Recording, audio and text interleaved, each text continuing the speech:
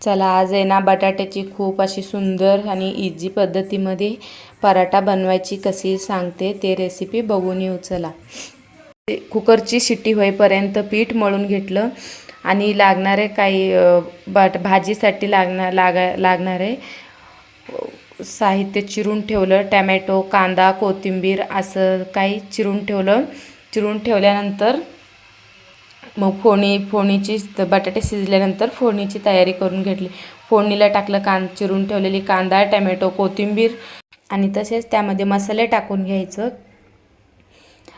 काळा मसाला, मीठ, हळद, चवीनुसार मीठ टाकून मग बंद करून ठेवायचं. थोडा वेळ मग परतल्यानंतर त्यामध्ये उकडलेले बटाटा टाकून घ्यायचं. बटाट्यात सगळे स्मॅचरने मऊ करून घ्यायचे. बारीक करून घेतल्यानंतर मग उलटण्याने असे छान खालीवरी करून मग बटाट्याला 5-10 मिनटं बंद करून ठेवायचं. बंद करून ठेवल्यानंतर मग एका ताटामध्ये काढून घ्यायचं. हा बटाटा थंड झाल्यानंतर मग भरायला खूपच छान येतं.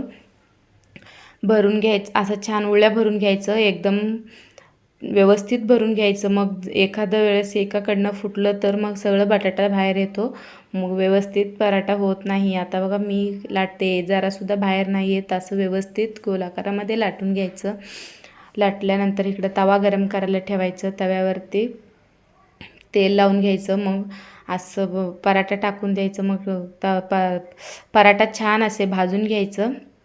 मग तुम्हाला हवे असेल तर तूप लावू शकता, लोणी लावू शकता किंवा तेलसुद्धा लावू शकता. असे छान बटाटे भाजून घ्यायचं व्यवस्थित. मी आता 4 ते 5 बटाट्याची पराठा करून घेतलेली आहे. बघा, एकसुद्धा फाटलेलं नाही आहे. खूपच व्यवस्थित झालेले आहेत.